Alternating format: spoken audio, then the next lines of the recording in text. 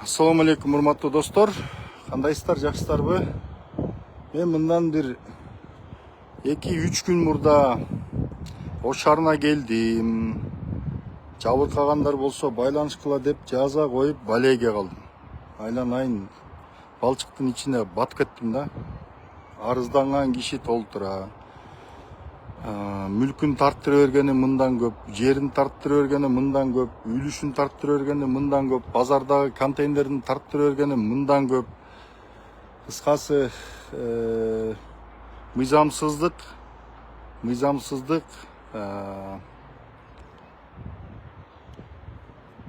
мыйзамды тебелеп өтүп, карапайым элди кордоо Ош шаарын толуп каптап кетиптир.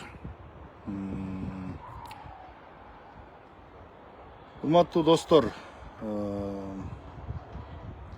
биз кыргыздар ушу мыйзам менен жашоону мындай үйрөнө албайт окшойбуз жакында. Мен ушундай жыйынтыкка келдим да.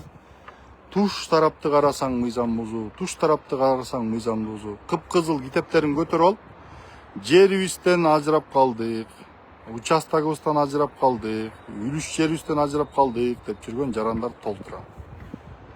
Ай, участогуңду тартып алып туруп, ордуна бирдеме бердиби, акча бердиби, же компенсация бердиби десең, жок дейт, эчтеке жок дейт. Мисалы, мамлекет кандайдыр бир стратегиялык объектилерди, бир нерселерди кура турган болсо, мисалы, биз сиздин үйүңүз жайгашкан жерге темир жол же болбосо вокзал же болбосо мектеп дагы бир нерсе кура турган болуп түшүп, анан ген план өзгөрүп кала турган болсо, ошондо мамлекет келип, урматтуу Жаран Баланчаев, сиз мына жериңизди мамлекетке сатыңыз, акчасы мынча болот, баасын төлөп берели деш керек да, негизичи. Бул жерде эч кандай жок, салам алейкум да жок, алейк салам да жок. Жанагы Дилназ деген айым айтып атат, Кара суунун жанында атамдан калган үй бар эле дейт. Атамдын үйү 55-жылы ал участок бөлүнүп берилген дейт. Анан атам мага өткөрүп берген дейт. Анан мен ошол жерде кафе куруп деп бир нерсе кылып, анан под бизнес, то есть бизнеске өткөрүп, жана перепрофилирование кылып туруп, анан иштетип аткам дейт. Иштетип атканда Нурбек Эргешев деген келип туруп, сиз бул жерге мага келишим түзөсүз, мага аренда төлөйсүз деп баштады дейт. Көрдүңөрбү, кандай көтөнзордук, кандай акмакчылык, кандай мыйзамды тебелөөчүлүк. Анан жанагы Нурбек Эргешев деген Кара суу базарынын ичинде эме деген бар да. Кара суу базарынын ичинде жанагы Туратали базары деген бар. Туратали базары. Ошол Туратали базарына ылайыктуу, то есть тиешелүү деген 12 гектар жер бар экен.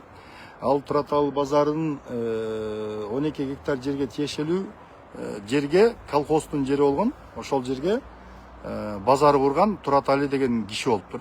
Советтер Союзунун убагында башкарма болгон экен. Анан ошол киши ошол жерге базар курат экен. Базар куруп антип анан кийин ал Кыргыз Патриот Союзга өтүптүр. Анан ошол менен ошол жер мамлекетке өтөт деп жарыяланган дейт. Ал жерге эч кандай претензия жок дейт. Кыргыз Патриот Союздун жери мамлекетке өтүш керек, анын баары мыйзамдуу деп атат да. Ал эми калгандары жанагы немелер бар да. Тиги базардын жанагы 12 гектарлык Туратали базарынын жанында, тегерек четинде башка базарлар бар экен, башка жерлер бар экен. Ал жерлерди мамлекет аукционго коет. Аукционго койгондо тиги жеке жактар барып, адамдар барып, аукционго катышып, акчасын төлөп сатып алат. Мына ушундай болуптур да. Анан ушуга окшогон, анан эми ошол кызыл китеп берет мамлекетчи. Бул сенин жериң, жанагы канча берчү? 99-жылга берчү. Кыскасы бул сенин жериң, сен пайдалана аласың депчи. 99 эмес, даже бөлкө берет да, участок мисалы. Анан кийин ошентип участоктарды сатып алып, жерлерди сатып алып, анан ал жерге контейнерлерди орнотуп базар кылышкан да. Анан ошолордун баардыгын келип туруп эле, суроо сопкуту жок, сот боту жок эле, жөн эле тартып алып эле Анан бул жер мамлекеттин базары болот деп эле тартып алыптыр. Бул жанагы 12 гектардан тышкаркы жер дейт.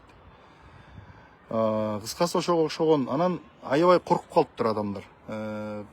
24-25 жылдары катуу аракет кылганбыз дейт. Анан кийин бизди катуу тыйып койгон дейт. Нурбек Эргешев дегенге тиишсең эле дейт.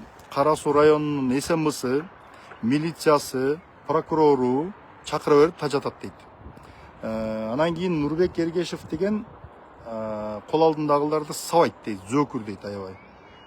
Анан мындай адамдарды теңин албай, басынткан ушундай бир зөөкүр чалыш неме экен. Баягы күнү мага да жазыптыр. Көткө окшобой далилдеп сүйлөбөйсүңбү анан тиги бу дептир. Анан чалып экөөбүз анан бир аз кайым айтышып кеттик. 6 мүнөттөй сүйлөштүк. Анан бүгүн карасам ошол жазганын кайра өчүрүп коюптур. Урматтуу Садыр Нуркожоевич, сиз дайыма айтасыз.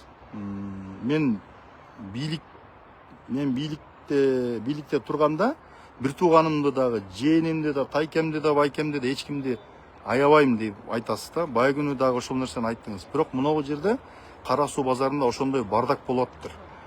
Ал деген жана Манап деген кишиге таянат дейт. Манап деген киши президент менен жакшы дейт. Анан бир президент менен түшкөн бир сүрөтү бар экен. Анан ошону алып чыгып алып туруп тиги ар кимге мактанат экен. Мен тиги жогору жактагылар менен жакшымын депчи. Убагында Камчыбек Ташиевке таянып жүрчү дейт. Кийин мен азыр Камчыбек Ташиевди тааныбайм. Байгын мен сүйлөшсөм дагы мен айттым да, Ташиевке окшогон Ташиевский методдоруңду токтот десем, жо мен Ташиевди мага байланыштырбагыла, аны менен тиешем жок дейт. Ошондой адам экен да, бул аябай скользкий адам экен.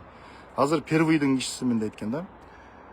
Кыскасы бардакта президент келип ошол жерде маселени териштирип, анан ошол карапайым адамдардын үнүн угуп, кабыл алып, аларга мындай бир өзүнүн сөзүн айтып, тартипти орнотуп кетпесе болбойт. Себеби ошол жерде миңдеген сатуучулар бар да, ошолордун баардыгы ушундай бир нараачылыктар каптай берет, анан ойлойт да, президент бунун аркасында турат экен депчи. Ошондой нерсе болбош үчүн тартипти орнотуп, порядокко келтирип коюш керек. Анан ошол Нурбек деген ал бүт мындай эле ошол Кара Суунун үстүнө минип алыптыр. Минтип коюшат экен муну. Кара Суунун президенти деп коюшат экен. Кара Суу өзүнчө мамлекет кылып, анан ошо президентиндей эле болуп калыптыр дейт. Бүт нерсени өзү чечет экен дейт. Баардыгы андан коркот экен дейт. Анан бирдеме болсо милиция чакырат экен, бир нерсе болсо прокурор чакырат экен, бир нерсе болсо СМБ чакырат экен. Ошентип анан жанагылардын жүрөгү түшүп калыптыр. Биздин мамлекет андай бандитизм менен ошол бандитизм буга чейин болгон. Ошонун баардыгын токтотуш керек. Токтотуш керек дагы мындай туура жолго багыт алыш керек. Гумандуулук керек, адамгерчилик керек. Ошол нерселерге ошолорго келип деле сүйлөшүп деле жакшынакай чечишип алса болот негизичи. Алар деле адам да. Ошол жана Нурбек Эргешев кандай жумур баштоо адам пенде болсо, ошол беркилер деле ошондой пенде. Эч кандай артыкчылыгы жок. Урматтуу достор, кыскасы зээн кейиккен көрүнүштөр абдан көп. Ошондой жанагы Малик Балван деген бар экен. Малик Осмонов деген киши. Малик Балвандын бир жерде 25 сотукта жайгашкан 67 контейнери болчу экен. Аны Токторбаев келип туруп, ал базар көчөт. Эски базарда болсо керек да. Ал базар көчөт. Деп туруп ал жерди алып ГИКтин үйлөрү куруп атат дейт. Анан жаңы базардан 84 контейнер бер дейм деп 84 контейнер берет. Анан тиги киши эч капары жок, анан бул базар 84 контейнер меники экен деп ошентип жүрсө эле бир күнү айтат, аны башкаларга берердим, сизге башка жерден берем деп отуруп, кыскасы ошондой бардак болуп кетиптир. Анан азыр ошол базарынан ажырап, же акчасынан жок, же базарынан ошентип жалгыз жүрөт экен. То есть ошого окшогон башаламандыктар, бардактар аябай көп экен. Токторбаевдер чалып кеткен. Ошол мен азыр Ош шаарында буюрса Бишкекке учам азыр. Машина менен келип машина менен кетейин дедим эле, азыр машинамды бирөөгө тапшырып коюп, ал Бишкекке айдап барат. Мен болсо учуп кете турган болдум, себеби срочный иштер чыгып атат. Көңүл бурганыңыздар үчүн чоң рахмат, урматтуу достор. Өлкөдө мыйзамдуулук болсун, тартип болсун, адамгерчилик болсун. Кыргызстандагы ар бир жаран өзүн коопсуз сезсин.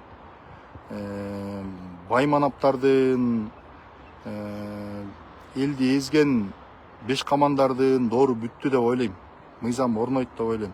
Анткени биз президентибизге ишенебиз. Ал киши мыйзамдуулукту орнотот деген чоң ишеним бар. Көңүл бурганыңыздар үчүн чоң рахмат.